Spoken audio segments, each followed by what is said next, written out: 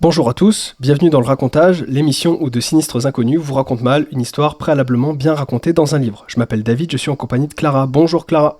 Bonjour David et bienvenue au Trublion littéraire, amoureux des mots et des histoires qu'on raconte autour du feu, et à toutes celles et ceux qui écoutent le podcast pour s'endormir. Alors, pour situer où on en est, parce que je sais pas quand l'épisode va sortir, mais on sort de la 3e canicule et on enregistre juste avant la 3e étoile de la France. Puisse cette parole être prophétique.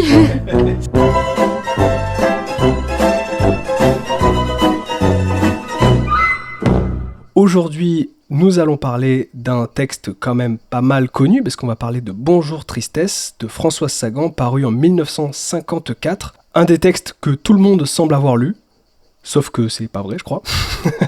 Donc aujourd'hui, on va en parler, on va le raconter, on va le débriefer, comme ça c'est réglé, on n'en parle plus, on connaît Bonjour Tristesse. Voilà, allez, générique.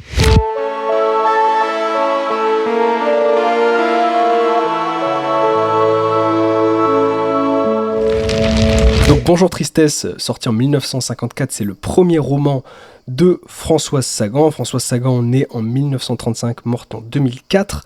Roman qu'elle a écrit et qu'elle a sorti alors qu'elle avait que 18 ans, ce qui est quand même relativement jeune. Roman qui a fait scandale à sa sortie, mais qui a été également un succès commercial et critique assez retentissant, et ce, dès les premières parutions. Ce qu'on retient aujourd'hui de Françoise Sagan, c'est une bibliographie assez fournie, et on retient aussi le personnage qu'elle était, donc une femme quand même très complexe, très impétueuse, avec cette passion du jeu, cette passion pour les voitures de course. D'ailleurs, sur Wikipédia, vous pouvez trouver la liste des voitures qu'elle avait. En vrai, elle a eu des histoires de trafic de drogue, vraiment des trucs de fou, en fait, Françoise Sagan, vraiment rockstar. Et Bonjour Tristesse, donc je me réjouis aujourd'hui d'en parler déjà parce que c'est un texte quand même assez culte, on connaît tous au moins le titre, mais je me réjouis aussi parce que je pense que c'est l'une des premières fois où on est à ce point, je pense, pas d'accord sur le texte. Donc Clara, qu'est-ce que t'as pensé de Bonjour Tristesse ?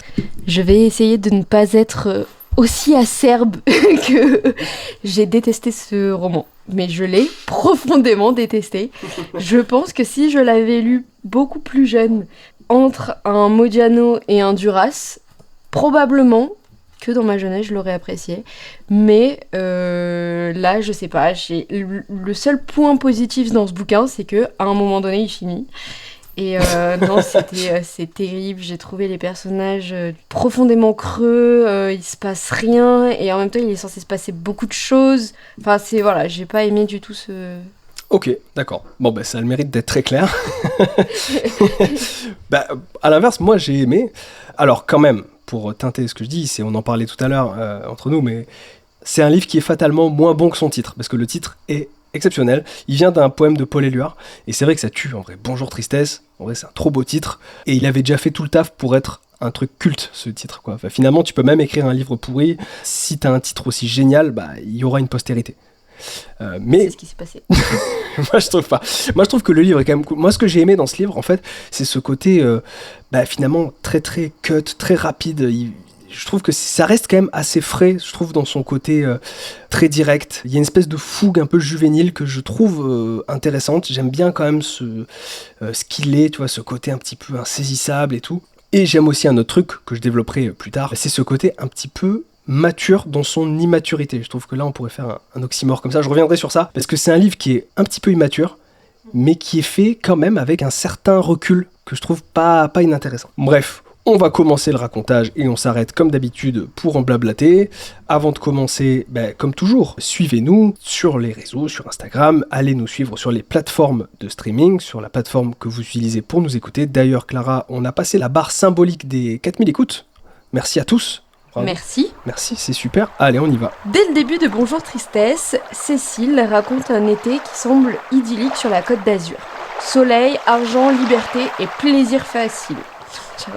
Un titre de cache investigation. J'ai pensé faire un gag sur ça. À 17 ans, elle vit avec son père Raymond, qui est un séducteur éternellement adolescent, et Elsa, une jeune femme choisie pour ne pas trop compliquer son existence.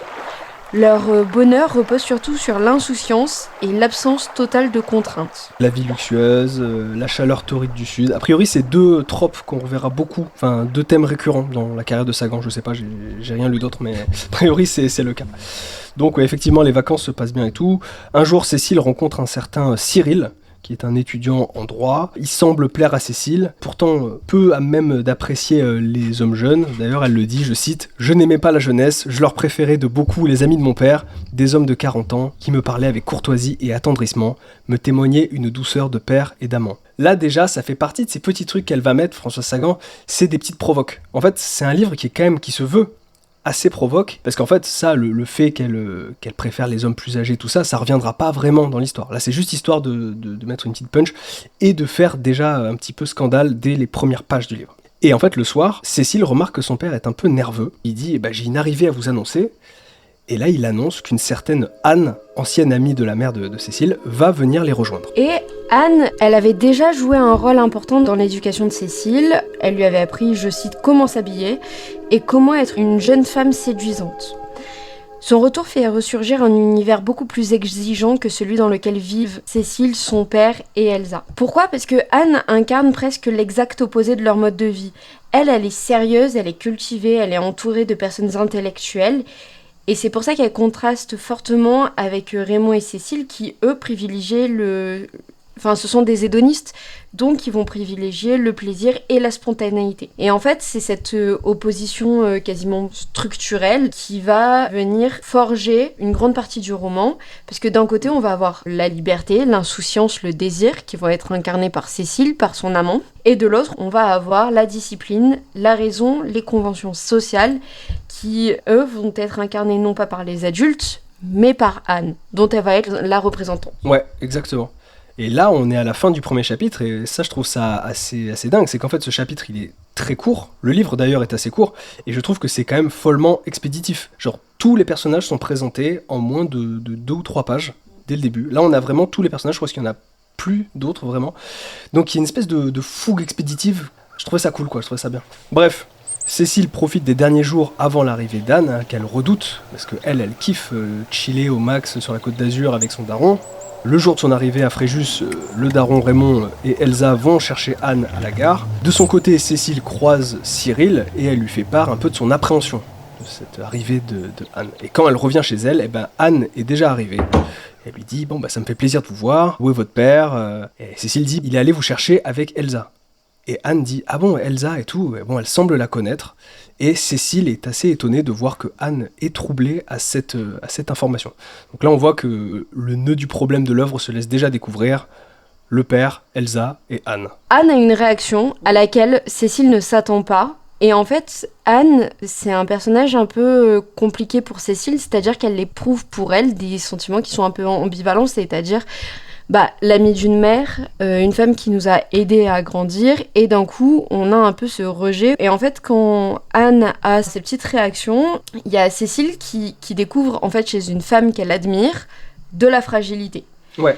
Et en fait, c'est une première pointe mais en fait, pourquoi Anne réagit comme ça lorsqu'elle entend le nom d'Elsa ? Est-ce que Anne est amoureuse de mon père ? Ouais.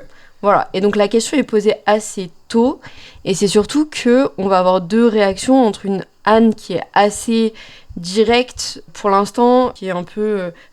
elle arrive, coup de klaxon, donc on a quand même l'impression d'une personne un peu directe, et juste après, quand Raymond et Elsa rentrent, et que Anne sort de la chambre, mais elle sort de la chambre uniquement quand eux ils arrivent, elle sort apprêtée.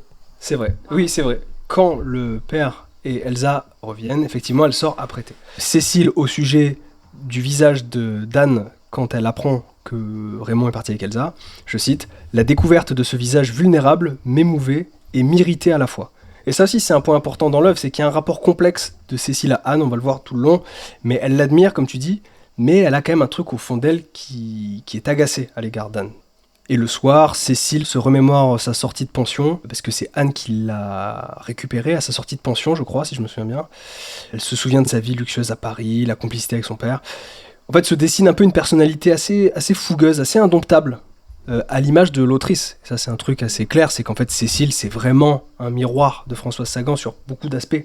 D'ailleurs, elle dit, je cite, elle est quand même très consciente, métaconsciente de qui elle est, Idéalement, j'envisageais une vie de bassesse et de turpitude. On voit aussi, au travers de ses souvenirs, l'importance qu'a Raymond dans la vie de Cécile, mais aussi de toute son influence qui est, on peut aussi le dire, une influence des fois néfaste, trop frivole, et on le voit, hein, elle dit, c'est une citation, « Les sorties dans les cinémas et les cafés, les premiers baisers échangés avec des garçons qu'elle connaissait à peine. » Enfin voilà, c'est l'argent, les plaisirs et l'absence de contraintes. Et ça vient vraiment... et c'est pour ça aussi qu'on va avoir une tension, parce que quand ils sont en train de manger tous les 4, du coup, Anne et Raymond parlent de connaissances communes, donc forcément, ils isolent Cécile et ils isolent Elsa, et on sent une sorte de tension qui arrive, et on a l'impression que Anne accepte très difficilement la présence d'Elsa auprès de Raymond. Ouais.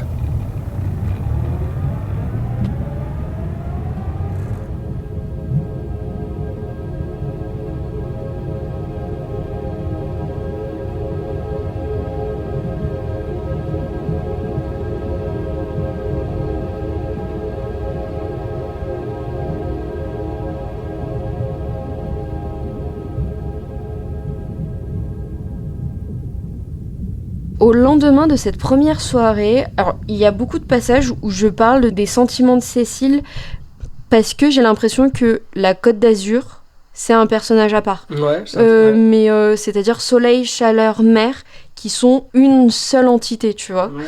Cécile est réveillée par un rayon de soleil. D'ailleurs, le rayon de soleil, il apparaît beaucoup. Des fois, elle se met dans son lit et elle est juste caressée par la chaleur dans son dos. Donc, rayon de soleil qui traverse sa chambre. Et on est vraiment dans l'ambiance estivale telle qu'on s'y attend dans cette Côte d'Azur. Petit déjeuner. Alors, pourquoi décrire un petit déjeuner ? Parce qu'on sent des tensions beaucoup plus vives entre Anne et Cécile à ce moment-là. Cécile est dans le plaisir de goûter des morceaux d'orange entre des gorgées de café, pareil, c'est une citation. Elle est dans cette douceur de vivre qui est caractéristique de son éducation, de la jeunesse aussi, parce qu'elle est jeune, et des vacances. Et en fait, Anne intervient très très rapidement. Cécile se lève en disant « je vais me baigner » et Anne lui dit tu dois d'abord manger tes tartines. T'es arrivé la veille, t'as déjà une posture maternelle qui est une posture d'autorité. C'est assez perturbant et ça vient marquer un tournant dans leur relation. Et même Anne, à un moment, va questionner Cécile sur son diplôme et Cécile va répondre « je l'ai pas eu ». Et Anne, elle dit « il faut que vous l'ayez ». Donc encore une fois, l'autorité parentale est bien là. Cécile répond « Anne, vous n'allez pas me faire travailler ». Mais Anne semble déjà décidée à le faire. Et Cécile, énervée, se barre et retourne à la mer. Cette réponse, elle est extraordinaire. Ah, je veux te parler de Tom Bach. Je vais aller me baigner. Ouais, pas me faire travailler. Donc Cécile est vraiment déjà énervée, elle est déjà chamboulée parce que son équilibre est déjà mis à sac. Et puis même il y a un truc, parce que Raymond vient défendre sa fille, Raymond défend sa fille à chaque fois et tout, et Anne, elle prend, elle est en train de récuser cette indulgence, et donc elle s'oppose à Cécile, elle s'oppose à Raymond aussi. Oui. C'est un peu particulier comme perspective. Les jours suivants, Cécile s'étonne quand même de la bienveillance d'Anne à l'égard d'Elsa, mais quand même l'ambiance se fait de plus en plus pesante. Genre une jalousie semble poindre chez Elsa, aussi, parce qu'on n'en a pas trop parlé depuis le début, mais Elsa, donc, c'est une femme plus jeune que Raymond, mais avec qui il semble rester... Comme tu disais, Raymond est un homme assez frivole, tout ça, et a priori un jour il s'est mis avec Elsa, et puis voilà, ils sont restés ensemble, voilà. Elle, du moins, Elsa semble aimer Raymond, et Anne... de son côté, semble avoir une certaine défiance envers Elsa. Et c'est surtout que par rapport à cette relation-là, dès le début, on dit les 3 premiers protagonistes s'entendent, on est dans un truc de plaisir, etc. Et dès qu'on a Anne qui arrive, c'est Cécile qui vient relever et qui est d'ailleurs surprise que Anne ne relève ni les maladresses ni les bêtises que dit Elsa. Donc d'un coup, sous le prisme de Anne, elle-même commence à avoir un certain regard sur Elsa. C'est ça. Oui, c'est ça, bien sûr. Parce que elle va rejeter Anne, mais elle va aussi s'en inspirer petit à petit. Il y a toujours cette ambivalence tout le long du roman. Un jour, ils sont invités chez la mère de Cyril. Cécile exprime sur le chemin du retour ses opinions sur la femme rangée. Je cite « Elle a eu la vie qu'ont des milliers de femmes, et elle en est fière, vous comprenez ? Elle était dans la situation d'une jeune bourgeoise épouse et mère, et elle n'a rien fait pour en sortir. » Donc encore une fois, je trouve qu'on retrouve la fougue et cette impétuosité de l'autrice, tu vois. Et encore une fois, pourquoi ce livre a fait tant scandale, tu vois, c'est toujours pour ce genre de petites phrases, de petites piques comme ça, qui sont parfois un peu gratuites, parce que ça, c'est même pas un thème vraiment abordé. Enfin si, quoique. Mais le fait de le dire comme ça, de manière assez frontale, ça fait toujours un peu des piques. C'est un peu des baits pour la critique. Je reviendrai sur ça plus tard, mais je trouve qu'il y a ce côté impétueux de Françoise Sagan, mais il y a aussi ce truc un peu conscient d'elle-même, où elle sait qu'en écrivant ça, ça va faire réagir, tu vois. Il y a toujours ce truc-là, je trouve, qui est intéressant. Voilà. Quand ils reviennent de cette rencontre avec la mère de Cyril, t'as Anne qui est un peu clémente envers cette maman en disant oui, elle est charmante. Cécile est complètement acerbe et du coup, elle a l'impression que Anne la méprise et qu'elle pense que Cécile est incapable de penser. Et du coup, Cécile a cette réflexion de mais attends, je vais te détromper. Oui, j'ai noté, je l'ai pas dit. Et ça, c'est un moment charnière parce que qu'est-ce qu'elle va faire pour la détromper ? Ouais. Voilà, c'est l'objet du bouquin, mais... C'est le moment où Cécile se dit, vas-y, je suis pas qu'une enfant. C'est ça. Mais pareil, jusqu'à présent, on était vraiment dans le monde de l'adolescence, un monde très juvénile. Et là, c'est plus juste une enfant qui refuse l'autorité. C'est une jeune femme qui voit une autorité féminine, une maturité aussi, et qui dit, moi, qui suis un être pensant, je viens contredire ce que toi... En tant qu'autorité, tu penses. Ouais, c'est ça. Et puis je dois m'affirmer pour devenir, entre guillemets. Effectivement, c'est bien vu, ouais. Bon, un soir, les 4 Gugus partent passer la soirée sur Cannes, au casino. Elsa, elle est heureuse, elle est prête à reconquérir Raymond. Cécile, en attendant, elle est complice avec son père. Tu vois, elle va dans le casino. Alors le casino, dans la vie de Françoise Sagan, c'est un sacré truc. Elle a beaucoup joué de thunes au casino. Et c'est un lieu qu'elle adore. Et je pense que là, Cécile, elle retranscrit ça, tu vois, cette espèce de joie d'aller vraiment passer une soirée entre guillemets de débauche, quoi. On va picoler, on va fumer, on va jouer de la thune. Anne se ramène et Raymond va lui dire « Anne, vous êtes extraordinaire ». Donc là, on sent que Raymond, petit à petit, quand même, craque un peu sur Anne, quoi. Et du coup, au casino, le groupe se sépare. Cécile se retrouve avec Elsa. Elle retrouve Elsa esselée, peu cher, ennuyée, un petit peu paumée. Et Elsa s'impatiente et au bout d'un moment elle lui dit mais est où ton père ? Il est où Raymond quoi ? Ils sont introuvables. Elle les cherche. Et Cécile arrive à la voiture et là boum, c'est pas qu'il y a Raymond et Anne. Je cite, la main de mon père était sur le bras d'Anne. Voilà, il y a contact, aïe aïe aïe. Cécile elle est en mode mais Elsa elle vous cherche. Anne elle dit on rentre avec votre père, dites à Elsa que je suis fatiguée. Ok, Cécile outrée dit mais je vais dire à Elsa, mon père la trompe quoi. Et là boum, elle se prend une claque par Anne. Donc là, on a passé un méga step, là, il y a carrément un contact physique, quoi. Anne dit calmement, allez régler ça. Horrible. Cécile est complètement stupéfaite, elle part dire à Elsa qu'Anne se sentait mal, elle fait un mytho. Elsa se met à pleurer, on comprend qu'elle a compris. Voilà, et elle se dit prête à partir le lendemain de la villa. Donc c'est un vrai chapitre de bascule, quoi. Ouais... J'ai rien à dire. Non, mais si, j'ai écrit, tu vois, mais c'est... Voilà, c'est... Ça t'a pas emballé ? Rien dans ce roman m'a emballé. J'essaye quand même de... Ah non, mais c'est bien, tu restes très déontologique. J'essaye de l'être. En fait, je pense que ce roman, on en a fait un grand roman. Après, il faut pas oublier, il faut que j'oublie pas que c'est une enfant de 17 ans qui l'a écrit. C'est une jeune autrice qui l'a écrit, mais c'est vrai qu'on l'a trop intellectualisé, ce roman. Alors ça, c'est pas faux, je pense, ouais. Je pense qu'en fait, c'est juste l'histoire d'un été, et que, oui, tout a été complexifié, qu'on en a fait des caisses, alors que c'est... Voilà, je pense même que les personnages manquent de relief, ils manquent de caractère, ils sont très... on sait pas sur quel pied danser, mais ça fait pas forcément d'eux des personnages plus complexes que ça. Elle bouge les cases, en fait.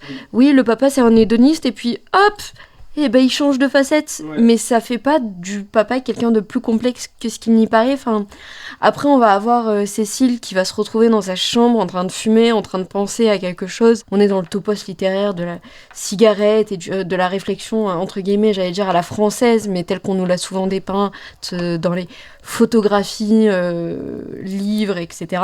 Mais encore une fois, je pense que... Voilà, c'est très creux. Ouais, d'accord, je vois ce que tu veux dire. En fait, moi, là où je te rejoins, c'est une question que j'ai, et ça reste une question ouverte, parce que, je sais pas, en fait, dans ce livre, parfois, je me dis, où est la part de complexité et la part, entre guillemets, de superficialité ? En fait, comme tu disais, il y a des personnages qui sont doubles, qui sont complexes, entre guillemets, tu vois. Anne, en soi, est un personnage complexe. Cécile, un peu aussi. Mais est-ce que, pour autant, ils sont complexes de la bonne manière ? Ben, je sais pas toujours. Est-ce que c'est pas juste, comme tu dis, que de temps en temps, elle change une case en disant, tiens, là, c'est la Anne gentille, la Anne méchante, tu vois, le machin ? Ou est-ce que c'est un vrai personnage complexe ? Ben, je sais pas. Où est la part de maladresse là-dedans ? Je sais pas. Comme tu dis, après... C'est un texte écrit par une fille qui était quand même plutôt jeune. Après, c'est pas à nous d'arrêter notre analyse sur l'âge. Parce qu'en fait, c'est vrai que l'âge de Françoise Sagan, parce que j'en ai parlé dès le début, tout le monde en a toujours parlé en fait. Ça fait partie intégrante de l'œuvre de Bonjour Tristesse. Tu sais, c'est l'œuvre écrite par Françoise Sagan, 18 ans. Mais en fait, il faut réussir à se dégager aussi de ça. On peut pas non plus toujours remettre au niveau de c'est une jeune autrice. C'est une œuvre qui a traversé les époques aujourd'hui, et si on la critique, c'est pour ce qu'elle est. Et pas seulement pour un texte jeune, tu vois. Oui, parce que la Boétie était jeune aussi. Oui, non, bien sûr. Non, bien sûr. Bien sûr. Mais c'est un roman qui est assez facile, qui est assez contemplatif aussi, j'ai l'impression, malgré tout, malgré l'enchaînement des actions, parce que j'ai pas l'impression que, en fait, les actions soient forcément... que ce soit pas un livre très actif. Quand bien même il y a des actions, j'ai l'impression qu'on est très dans le contemplatif, mais c'est peut-être parce que on a cette omniprésence du soleil, et c'est peut-être très subjectif parce que voilà, qui dit soleil dit cette sorte de torpeur dans lequel baigne le texte, mais en même temps, depuis le début, on parle de la complexité des personnages. Sauf que, regarde, quand on parle d'autres romans, je dis n'importe quoi, alors qu'on parlait pourtant d'un été, d'un passage de vie, pour les enfants dans le corps, on parlait pas forcément de la complexité des personnages. Donc j'ai aussi beaucoup de mal à me dire que toute une œuvre est basée sur la complexité de ces personnages, et que j'arrive pas à placer le curseur sur cette complexité. En fait, c'est peut-être ça qui me dérange avec cette œuvre. Ouais, je vois ce que tu veux dire. Mais ça rejoint ce que tu disais au début en disant qu'aujourd'hui, et ça c'est vrai, on l'a trop intellectualisé, ça c'est sûr. Ça c'est le lot de beaucoup d'œuvres. Alors il y a beaucoup d'œuvres qui méritent de l'être, mais Bonjour Tristesse, effectivement, ça méritait pas d'être over-intellectualisé. C'est un texte de facture très simple. Et comme tu dis, assez contemplatif. C'est vrai que j'avais pas pensé, mais c'est bien dit comme tu as dit. C'est un texte qui est à la fois expéditif, tout va très vite, et en même temps... c'est très contemplatif, il se passe pas grand chose non plus, donc c'est vrai que c'est assez paradoxal ça aussi. Voilà, mais je pense que c'est ça, je pense que c'est vraiment plus que l'écriture, même si l'écriture je l'ai trouvée un peu plan-plan, mais ça c'est subjectif. Je pense que c'est vraiment en fait le fait qu'on dise ce sont des personnages qui sont très complexes, Enfin voilà. Ouais, parce que moi tu vois, pour le coup le style je l'ai trouvé cool. Après c'est vrai que c'est pas groundbreaking, mais par contre je trouve que moi j'ai trouvé plutôt beau, assez juste pour le coup le style, la forme du moins. Bon, le lendemain, Cécile se réveille avec la gueule de bois. Elle retrouve son père et Anne sur la terrasse. Ils sont en mode bien dormi, #malaise quoi. Ils discutent maladroitement de tout et rien. Soudain, je cite Anne qui dit « Votre père et moi aimerions nous marier. » Pardon. What ? Alors, tout va décidément très vite et parfois, et ça fait partie de la maladresse, trop vite. Là, j'avoue que là, ce twist-là, j'étais en mode « Ok, on est page 57, je l'ai noté, enfin c'est vraiment très rapide quoi. Bon, Cécile, complètement en choc-barre, elle dit rien, elle attend de voir si c'est une vanne, it's not. Je cite Cécile, « Cela changeait toute notre vie, nous perdions l'indépendance, j'entrevis alors notre vie à trois, une vie subitement équilibrée par l'intelligence, le raffinement d'Anne. » Donc le monde de Cécile s'écroule, on le voyait s'écrouler peu à peu, c'est toi qu'on parlait tout à l'heure, mais là il s'écroule vraiment, et Cécile est complètement désemparée. Elle va quand même faire poker face et elle va dire c'est une très bonne idée quoi. Et le daron s'en réjouit. Il tente de rassurer sa fille, il est content, il va ouvrir une bouteille de champagne et Cécile se sent plus démunie et exclue que jamais quoi. Je cite encore une fois Cécile qui dit je les sentais au-dessus de moi, unis par un passé, un futur, des liens que je ne connaissais pas. Ça j'ai trouvé que c'était une belle citation. J'aime bien ce truc de dire unis par un passé et un futur. J'ai trouvé que c'était pour le coup bien écrit. J'aime bien cette idée là.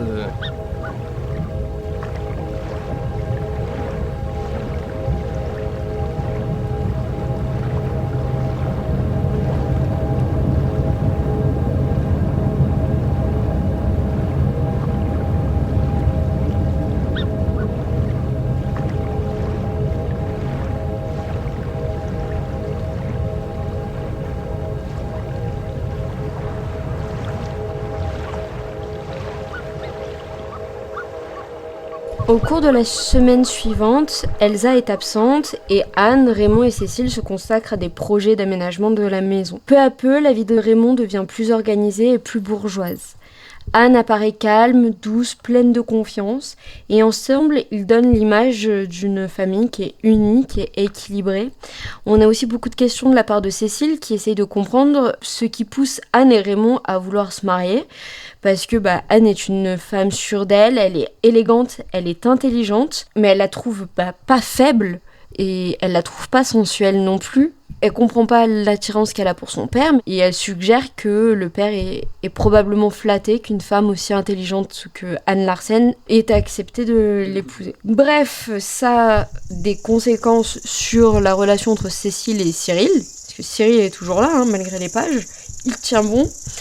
Et un soir, alors qu'ils sont allongés presque nus sous le soleil couchant, Anne les surprend. Et à ce moment-là, elle réagit avec beaucoup de sévérité et elle l'interdit à Cyril de revenir. Et avant de partir, il décide d'embrasser l'épaule de Cécile. Et ça, c'est un véritable geste de défi. Anne, qui a décidé de se mêler de tout, met Cécile en garde et elle affirme que ce genre de relation finit souvent en clinique. Donc elle fait allusion au risque d'une grossesse et a fortiori d'un avortement. Cécile se défend en expliquant qu'Anne exagère et qu'elle exagère surtout la relation qu'elle entretient avec Cyril, sous-entendant qu'il n'y a pas eu de relation charnelle. Mais Anne reste inflexible, elle exige qu'elle cesse de le voir et qu'elle se consacre plutôt à ses études. Voilà, elle exige beaucoup. C'est une marâtre. Et elle va même poucave auprès de Raymond. Et celui-ci va même réprimander sa fille à son tour. Va travailler plutôt, ma chérie. Et Cécile est totalement désemparée parce qu'elle a perdu The Becky, quoi, qui était son père.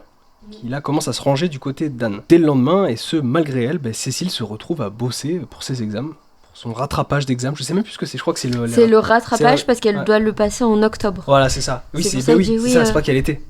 Le lendemain, en réfléchissant à l'influence grandissante d'Anne, Cécile la considère désormais comme une menace. Alors qu'avant on était sur quand même une ambivalence, elle a pris son parti.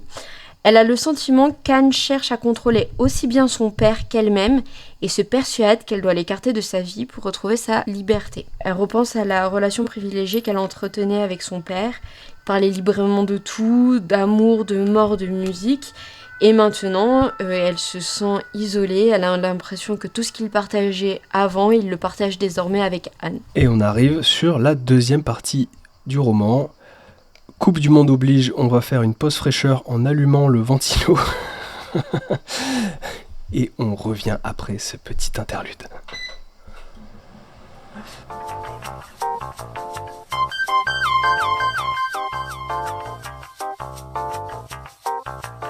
Peu à peu, le comportement de Cécile se transforme. Elle mange très peu, dort mal et reste presque silencieuse pendant les repas. Son ressentiment envers Anne grandit, car elle a l'impression que celle-ci lui enlève son père. À ses yeux, Anne représente tout l'inverse de ce qu'elle et Raymond ont toujours été.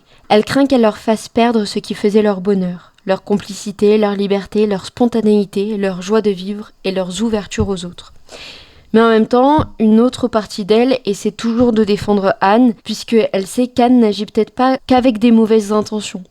Et en fait, ce conflit intérieur rend Cécile de plus en plus malheureuse, et elle crée une ambiance qui est très pesante dans la maison. Et en plus, du coup, Cécile est forcée de travailler. Là, il y a eu une petite ellipse, mais on comprend que Cécile passe son été à bosser pour ses rattrapages, et ça la saoule de ouf. Un jour même, ils se disputent à ce sujet. Anne va finir par la réconforter, Raymond à son tour. Au sujet de la main que tend Raymond à sa fille, je cite « C'était une main dure et réconfortante.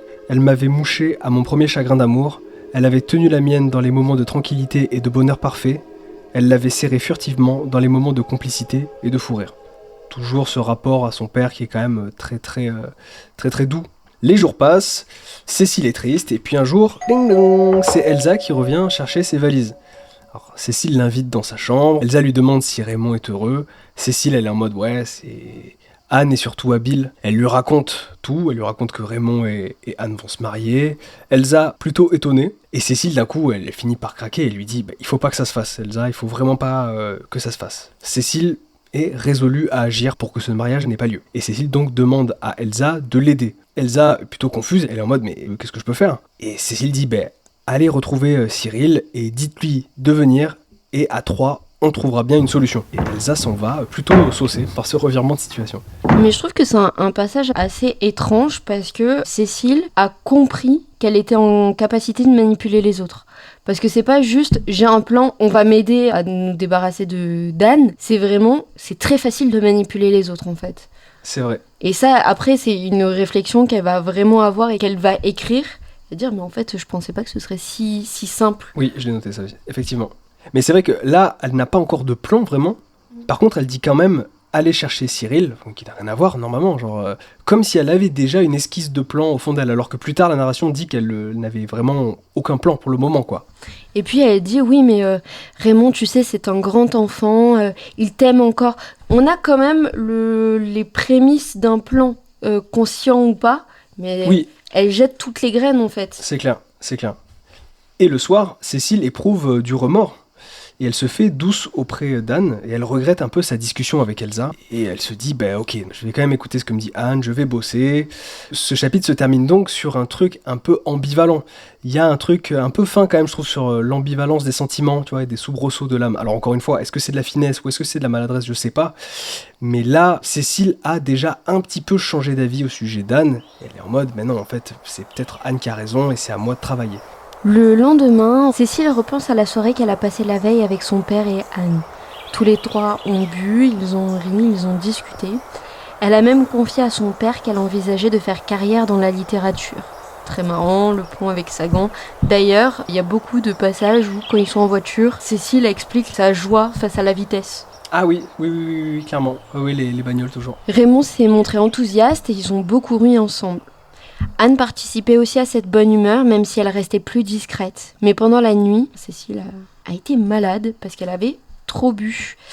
En arrivant chez Cyril, celui-ci lui déclare immédiatement son amour. Il lui avoue que ses sentiments sont à l'origine de sa fatigue et de son mal-être. À l'origine, Cécile elle était juste venue pour une idée bien précise, c'est-à-dire dire à Elsa « je me suis trompée, je me suis plantée, on les sépare pas ». Et face à Elsa... Elle a eu une déclaration d'amour, elle n'arrive pas à lui dire la vérité. Ouais. Bon, donc la discussion s'engage autour de cette situation. Ni Cyril ni Elsa ne voient comment empêcher Anne d'exercer une telle influence sur Raymond et sur Cécile. Et en fait, c'est à ce moment que Cécile leur révèle qu'elle a imaginé une solution. Parce que, évidemment, elle y a réfléchi durant sa nuit de beuverie. Elle leur expose son plan tout en ayant l'intention de préciser qu'il ne faudra surtout pas le mettre à exécution. Voilà, elle précise, grande dame. Et en fait, elle trouve aucun argument convaincant pour les en dissuader. Au contraire, Cyril et Elsa se laissent convaincre très facilement et estiment qu'il faudra aller au bout de la stratégie. Et le plan, il est très simple. C'est Cyril plus Elsa égale love, Raymond égale jaloux. Du coup, Raymond et Elsa relove, et Anne, ciao. Voilà, c'est ça le plan. Et effectivement, comme tu dis, elle est quand même, elle souligne le fait qu'il faut pas le mettre à exécution. Je cite. J'ai une solution, mais on va pas l'utiliser. On va pas l'utiliser. D'ailleurs, je cite, c'est ainsi que je déclenchais la comédie, malgré moi, par nonchalance et curiosité. Je préférais par moments l'avoir fait volontairement avec haine et violence. Que je puisse au moins me mettre en accusation, moi, et non pas la paresse, le soleil et les baisers de Cyril. Donc c'est vrai qu'elle met ça sur le compte un petit peu du laisser-aller des vacances, entre guillemets, en mode, il y a un plan, vas-y, il va se faire. Cécile lance presque son plan malgré elle. 1 heure plus tard, après les avoir quittés, évidemment, elle regrette un peu. Elle retrouve Anne et Raymond, ils vont se baigner, puis fin de journée au calme. Mais il y a un bateau qui passe. Et il y a un bateau qui passe, effectivement. Et sur ce bateau... Il y a qui ? Il y a Cyril et il y a Elsa. Non, mais non. Mais si. Mais non. Mais si, ils sont là. Et Raymond les voit ? Mais Raymond les voit. Et là... Et Anne, elle pense que c'est Cécile qui souffre. Elle dit, oh là là, tu dois tellement souffrir, ma pauvre. Oui, c'est vrai. Mais du coup, Raymond voit Cyril et Elsa. Encore une fois, le plan s'est mis très très vite en œuvre. Là, vraiment, il y avait une page qui sépare le plan de la mise en œuvre. Ça, c'est aussi étonnant. Et ça marche direct sur Raymond, par contre. Il pète un peu son câble. Il est en mode, mais attends, il est avec Elsa, quoi. C'est mon ex et Cyril, wesh. C'est ton ex. Ouais, c'est ça. Cette relation, elle doit être hyper particulière. Ouais, c'est weird. C'est un peu weird. L'ex de ton père et ton ex... Ouais. Qui se font des bisous, c'est non. C'est weird, c'est assez non, ouais. Bon, Cécile, plus que jamais, semble regretter son plan, quoi. Et les jours suivants, la petite famille là reverra passer les deux tourtereaux, hein. Le daron semble n'éprouver aucune forme de jalousie. Ok, ouais. À d'autres. Ouais. Cécile avoue avoir une petite blessure à l'ego, de voir, ou du moins de penser que son plan puisse flopper. Elle doute à un moment de ça, là, en mode « Ah bon, est-ce que Raymond, ça lui fait rien, finalement ?» Et puis un jour, en compagnie de son père, elle croise Elsa dans la rue. Et Raymond, qui n'en manque pas une de petites remarques à la con, il va dire « Eh ben, elle a embelli, Elsa !» Et Cécile lui dit l'amour lui réussit. Ils ont quasi le même âge avec Cyril et tout. Elsa était plus jeune d'ailleurs, hein, ça a été dit avant, mais elle est plus jeune que Raymond, beaucoup plus jeune. Mais tu vois, pareil, les relations entre les adultes, elle est très bizarre. Tu vois, c'est-à-dire que Raymond sort avec des gens plus jeunes, Cécile préfère les hommes plus vieux. Enfin, on est dans une sorte de relation aussi un peu particulière entre le père et la fille. Alors, rien de bizarre ou de lugubre, mais c'est juste que ça fausse aussi un peu les relations c'est vrai. Entre les adultes, je pense. Ouais, c'est vrai, il y a ce petit truc un peu, un poil weird, un poil dissonant, enfin pas dissonant, j'exagère, mais un peu, oui, je suis assez d'accord. Ouais, on n'est pas dans le lugubre, mais pourtant, on n'est pas sur une relation telle qu'on a l'habitude de le voir. Ouais. Et je pense que ça aussi, ça a été une des raisons de l'esclandre qu'a provoqué le bouquin à sa sortie. C'est clair. Pendant qu'ils reviennent, Cécile, elle jette des petits coups d'œil à son père, comme ça, là, en mode side-eye, comme ça. Et puis elle voit quand même qu'il est un peu tourmenté, quand même, hein, il est un peu dans ses pensées. Donc là, Cécile se dit que son plan est peut-être en train de fonctionner. Je cite. « J'eus un involontaire sentiment de triomphe. Quand je vis chez Anne les petites rides au coin des yeux, le léger pli de la bouche, je m'en voulus. Mais il était tellement facile de suivre mes impulsions et de me repentir ensuite. » De temps en temps, elle est très fière de son plan, elle est très fière, et de temps en temps, elle le regrette quand elle voit Anne.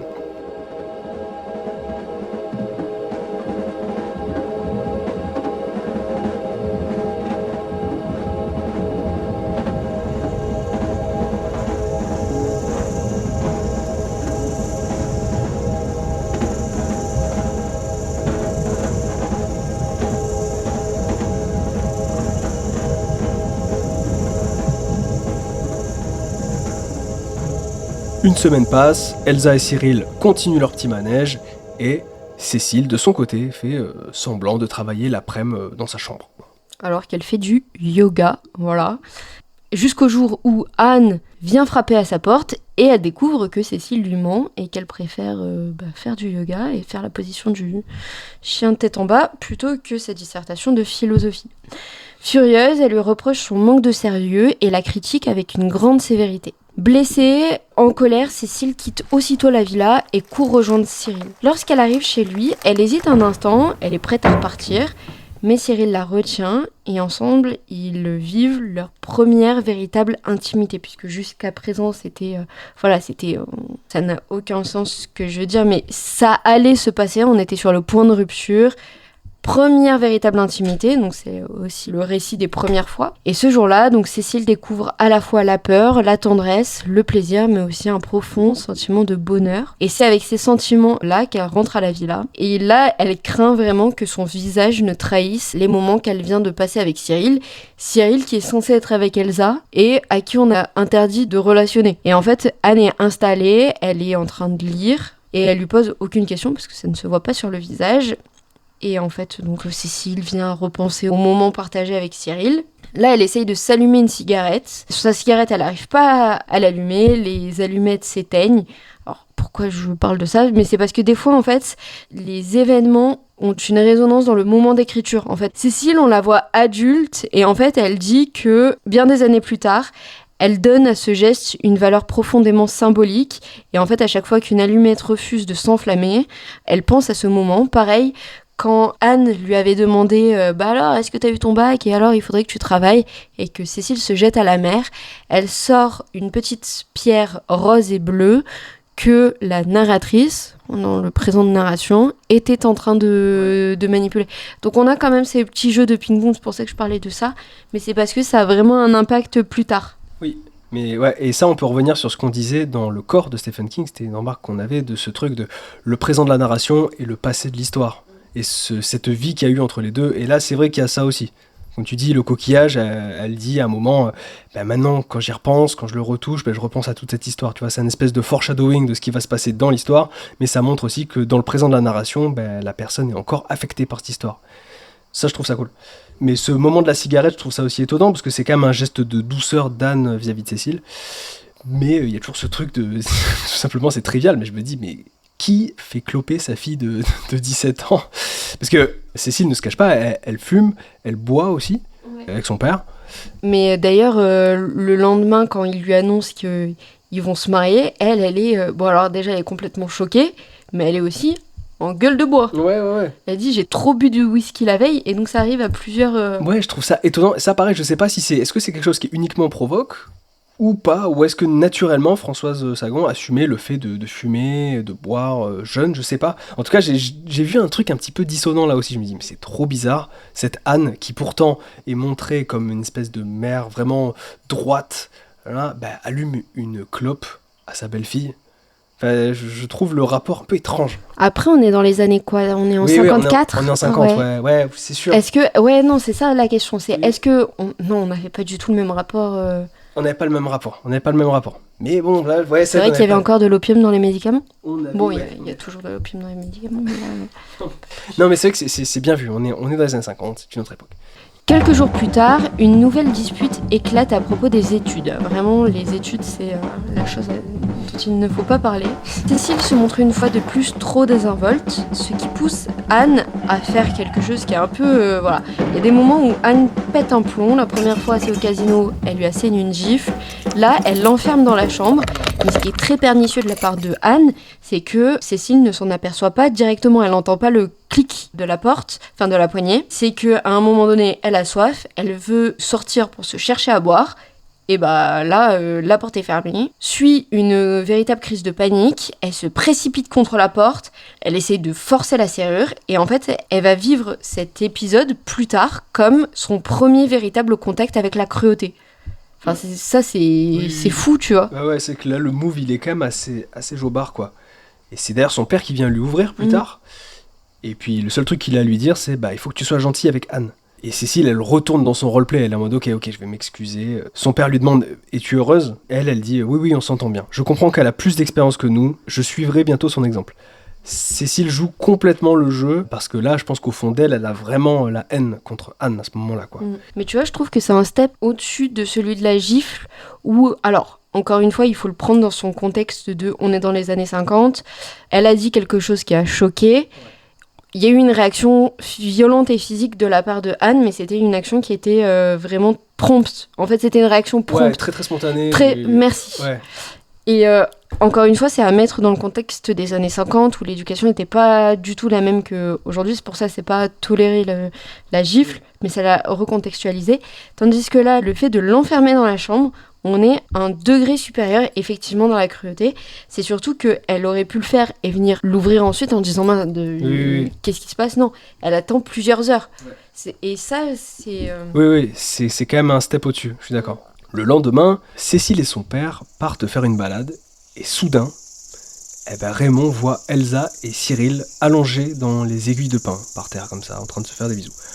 Raymond bloque complètement, il câble.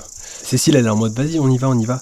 Et Raymond dit, je cite, la garce. Et Cécile lui répond, mais pourquoi tu dis ça ? Elle est libre, non ? Et Raymond, il hurle, je ne l'aime plus et tout. Il commence à s'énerver, on comprend que là, il est max jaloux. Cécile n'arrive pas à le calmer, mais elle en joue quand même. Hein. Elle est contente de voir que son plan, là, il fonctionne à 100%. Elle est en mode, mais dans tous les cas, t'es plus avec elle, il n'y a pas de problème. Raymond, grosse crise de jalousie, et au comble de l'énervement, il va dire, je suis plus avec elle, mais si je le voulais, point de suspension. Mais je n'y pense pas. On comprend qu'il est à ça de vouloir la reconquérir. Le plan de sa fille fonctionne donc à 100%, et il rentre à la maison. Un peu plus tard, Cécile rejoint Cyril sur la plage. Ils prennent un bateau, ils s'éloignent vers le large. Ils sont isolés du reste du monde, ils sont jeunes, ils ont les hormones on fire, et ils partagent un moment d'intimité sous le soleil éclatant. Le soleil a vraiment un rôle à jouer, hein. Puisque comme tu le disais, c'est vrai qu'elle se demande si c'est elle qui a initié l'action, ou si c'est la flemme, ou le soleil. Et du coup, Cécile a le sentiment d'être hors du temps, elle est absorbée par le bonheur qu'elle vit. Voilà, c'est le bonheur tel que son père le décrivait lorsqu'il parlait d'amour. Puis il se laisse porter par la fraîcheur de la mer, profitant du soleil, de l'eau, de leur rire et de leur amour. Elle pressent que jamais plus ils ne retrouveront une telle intensité de sentiments. Quelques jours plus tard, Raymond reçoit un mot d'un pote qui lui propose de venir prendre l'apéro à Saint-Raphaël, à Saint-Raph. Bon, Raymond est chaud, ils y vont. Cécile, de son côté, en parle à Elsa et Cyril, en mode... Et Elsa, elle est en mode, bah oui, on va se pointer. Donc Elsa, elle est plus revancharde que jamais, quoi. Elle a vraiment envie que ça fonctionne, ce plan, quoi.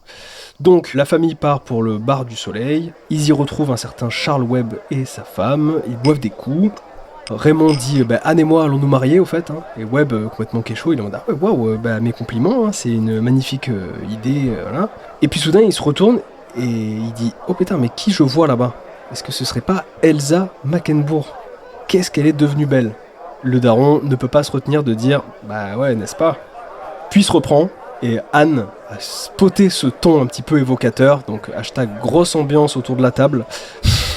Le dîner se passe, Cécile picole encore une fois, beaucoup trop, et ensuite ils vont en boîte à Saint-Raphaël. J'avais noté que le rapport de Cécile à l'alcool fait partie des éléments les plus provocateurs du livre, parce qu'en soi, en plus, ça sert jamais à rien en fait, enfin ça sert toujours à rien.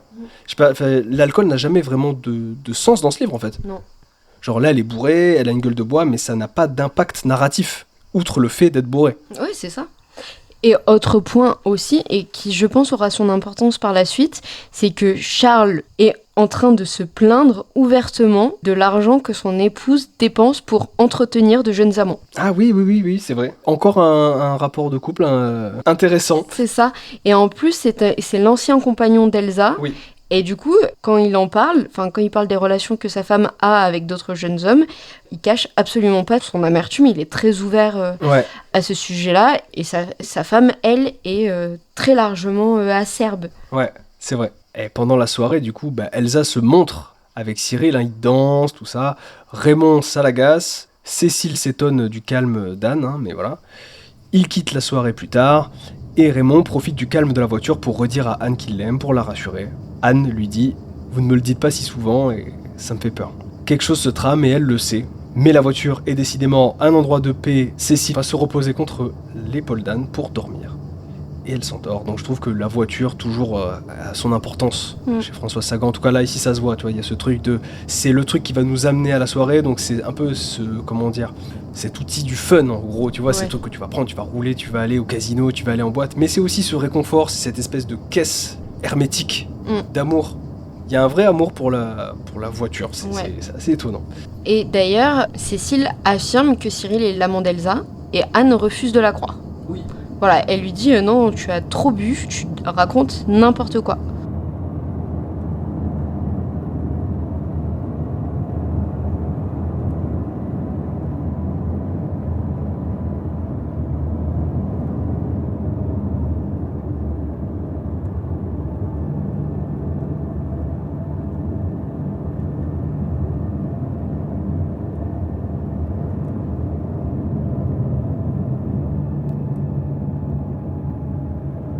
Le lendemain matin, Cécile se réveille presque sans ressentir les effets de la soirée, contrairement à d'habitude. Donc elle est dans son lit, elle a le soleil qui tape dans son dos, elle est bien, elle décide de profiter de cette matinée.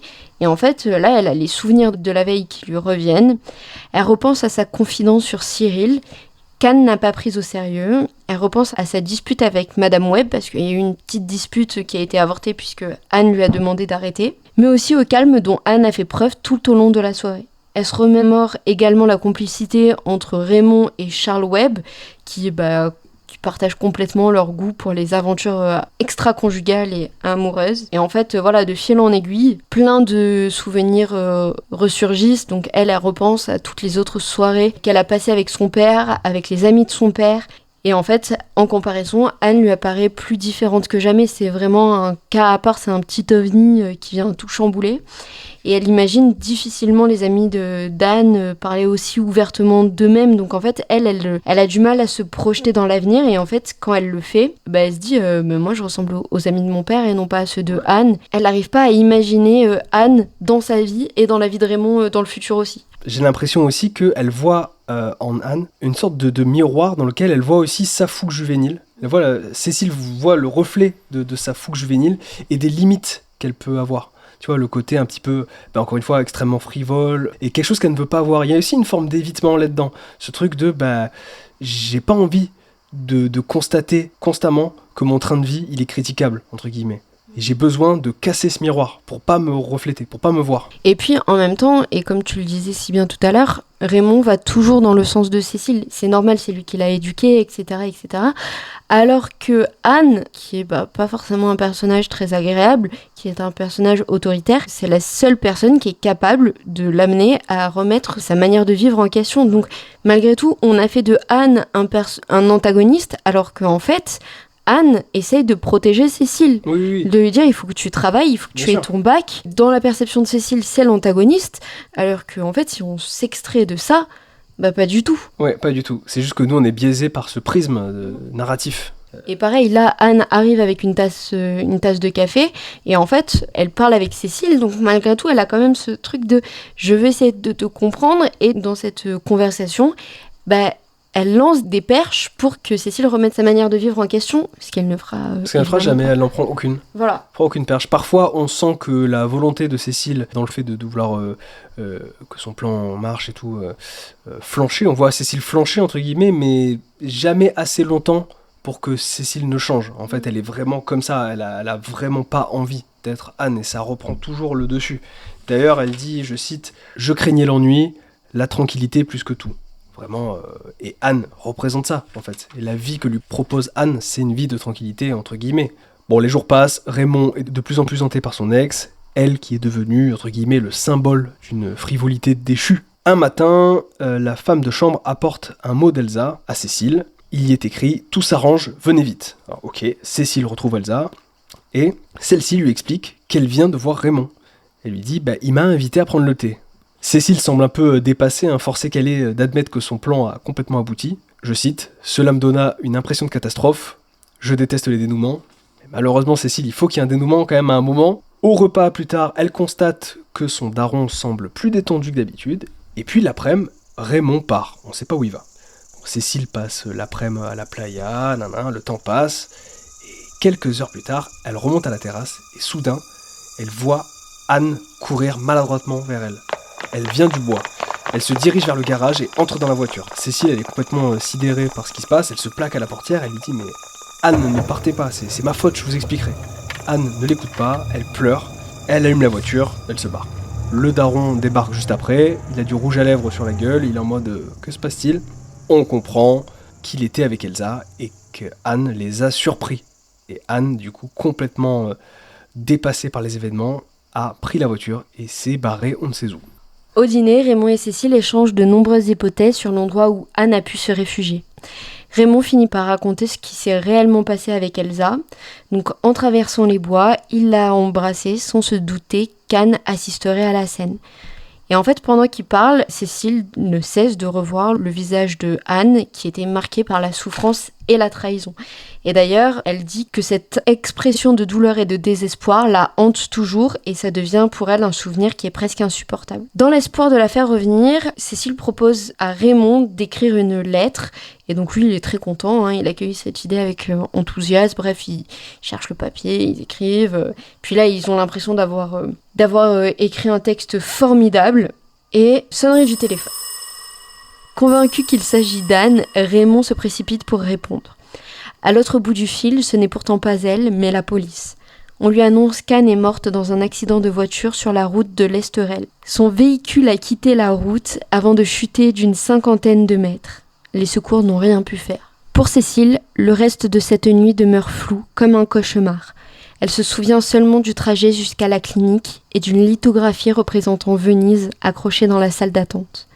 Elle remarque aussi qu'Anne reste différente d'eux jusqu'au bout. Sa mort pourrait tout aussi bien être interprétée comme un accident que comme un suicide. Cécile elle-même ne parvient jamais à trancher. Avec Raymond, ils continueront d'ailleurs à parler d'un simple accident, sans jamais évoquer ouvertement et frontalement l'hypothèse d'un geste volontaire. Et le lendemain après-midi, ils regagnent la villa où Elsa et Cyril les attendent. En regardant Cyril, Cécile prend soudain conscience qu'elle ne l'aime plus, ou peut-être qu'elle ne l'a jamais véritablement aimé. Plus tard, à Paris, aura lieu l'enterrement d'Anne, Puis les mois passent et petit à petit, Raymond et Cécile retrouveront leur complicité. Cécile et son père donc s'entraidant pour passer cette période de trouble extrême. La vie finit par redevenir entre guillemets normale et on comprend que quelquefois depuis, Cécile repensera à Anne et à toute cette histoire avec une profonde tristesse.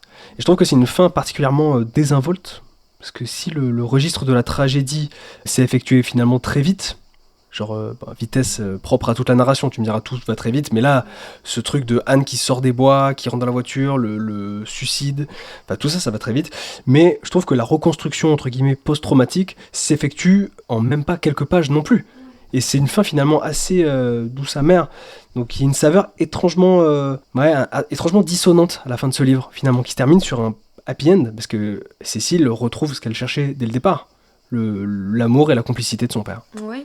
Et puis, au fur et à mesure, donc après, elle vire Cyril, elle rencontre le cousin d'une amie, donc elle recommence à sortir. De son côté, Raymond se remet à fréquenter une jeune femme qui est ambitieuse, et bref, tout redevient comme avant. Et à la fin de l'hiver, il décide de louer une nouvelle villa pour l'été, mais cette fois près du Juan-les-Pins. Donc, on retourne sur la Côte d'Azur quand même, hein, donc... Cette sensation de solitude et de tristesse qui renaît chaque fois qu'elle se retrouve seule la nuit. Elle n'essaye plus de la repousser, mais elle accueille simplement avec ces mots « Bonjour tristesse ».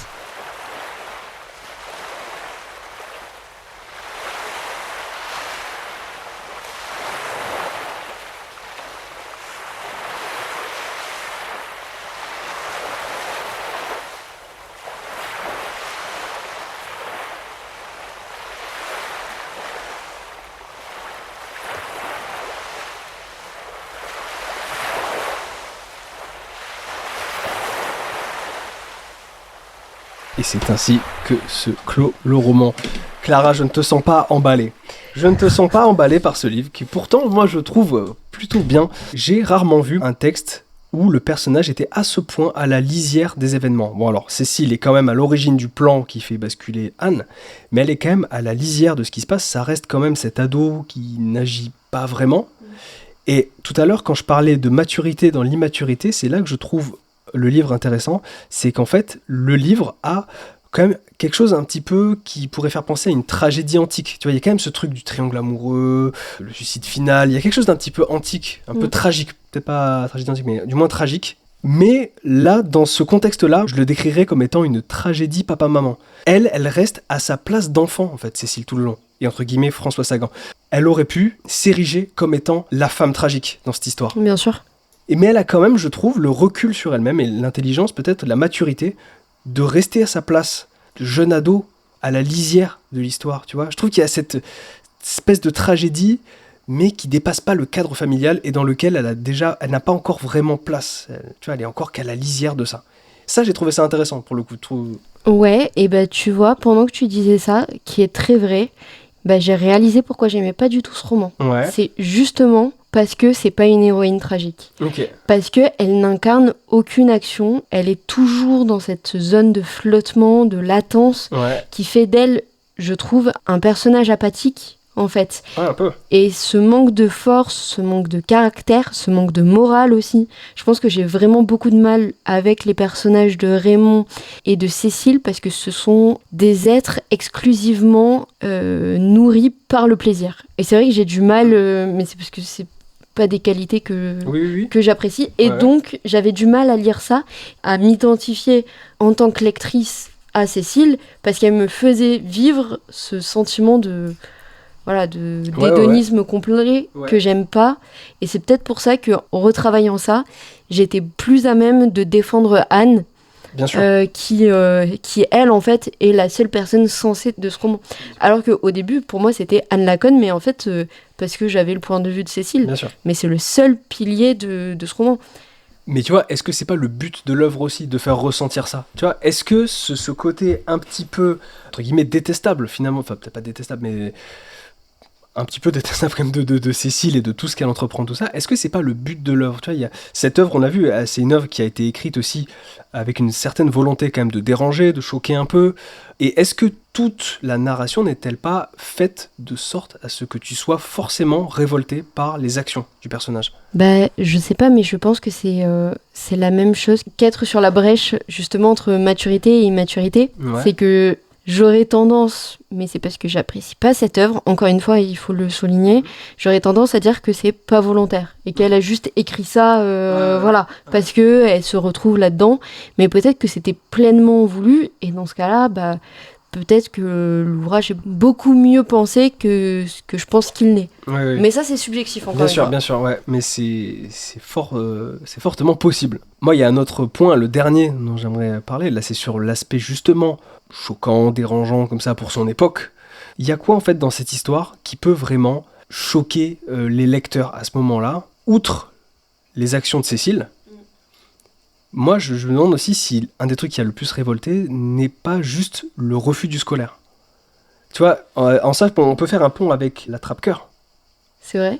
de Salinger, où en Oui. fait, Caulfield, c'est un livre qui a été censuré et tout ça, mais un des principaux points, c'est parce que Caulfield, il quittait l'école aussi, c'est un de ses points. Le refus du scolaire, c'était un des points les plus, entre guillemets, censurables de L'Attrape-Cœur. Et là, il y a de ça, sauf que c'est moins touchant que dans L'Attrape-Cœur, parce que dans L'Attrape-Cœur, s'il n'allait plus à l'école, c'est parce qu'il allait pas bien, qu'il avait besoin de combattre d'autres choses avant de se plonger dans les études. Là, juste, elle veut juste pas par flemme.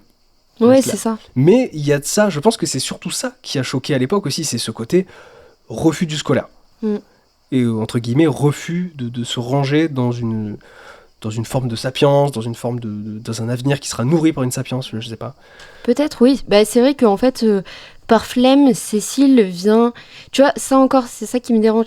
C'est-à-dire que si elle faisait les choses sciemment, comme Salinger, c'est-à-dire que je refuse l'école car, tu vois, et je l'assume. Là, non, elle est toujours dans une sorte de demi-mesure, de faire comme si, tu vois.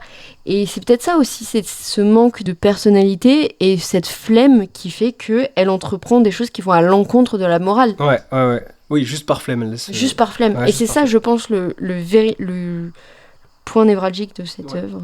Pour conclure ça, moi, c'est la question que je me posais. Je me dis, à son époque, en 54, ce livre, il a fait grand bruit, mais qui a participé au très grand succès de l'œuvre. Mais je me demande, est-ce que Bonjour Tristesse, qui sortirait aujourd'hui, ce livre-là, écrit par une jeune autrice de 17-18 ans, est-ce qu'il choquerait autant? Au début, je me suis dit, bah non. Mais en fait, en y repensant, je me dis, bah peut-être que si, en fait. Tu vois, est-ce que, par exemple, si on prend l'exemple du refus du scolaire, est-ce qu'il a encore un tel impact aujourd'hui de la part d'une autrice? À ton avis? Je sais pas, c'est une question ouverte, j'ai pas de réponse sur ça. Alors, moi, j'aurais tendance à dire que s'il était publié maintenant, l'œuvre aurait beaucoup moins de retentissement parce que on a une pluralité d'ouvrages. Tu sais, maintenant, ça vient très vite, on a les rentrées littéraires, etc. Oui. C'est un ouvrage quand même qu'on connaît, enfin, le type d'écriture, on le connaît, tout ça. Et en même temps, le refus du scolaire, on l'a vu, on a eu plein d'ouvrages qui vont traiter de ce sujet-là. Ce refus des normes morales par flemme, on l'a aussi.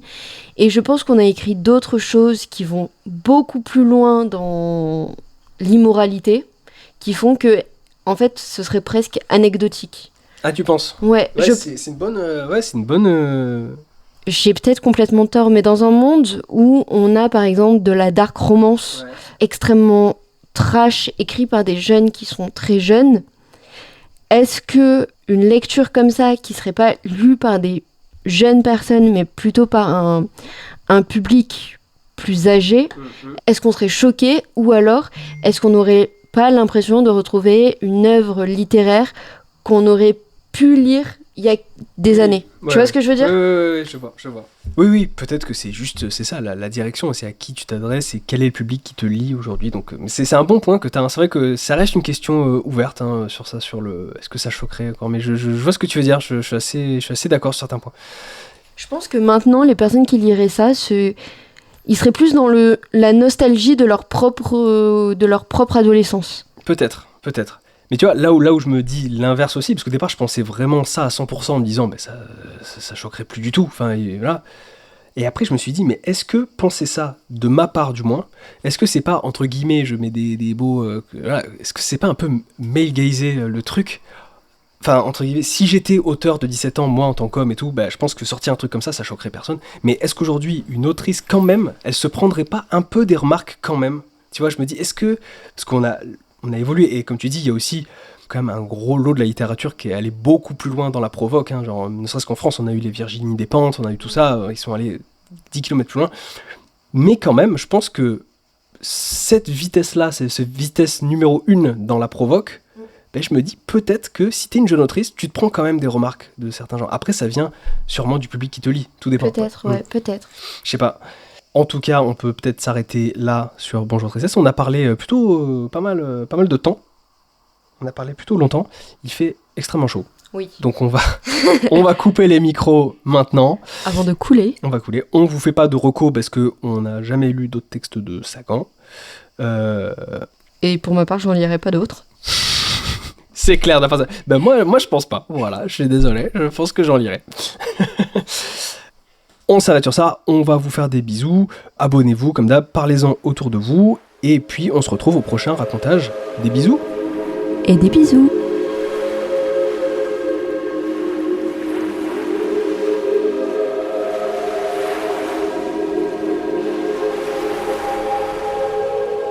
Est-ce qu'on fait tout d'une traite ? Est-ce qu'on va survivre ? Ouais, viens, on fait tout d'une traite. Hein. Ouais, vas-y, on fait tout d'une traite. Allez, viens, let's go. Wow, on se prend un tunnel là. Vas-y, t'as raison. On se prend un tunnel comme Esproche.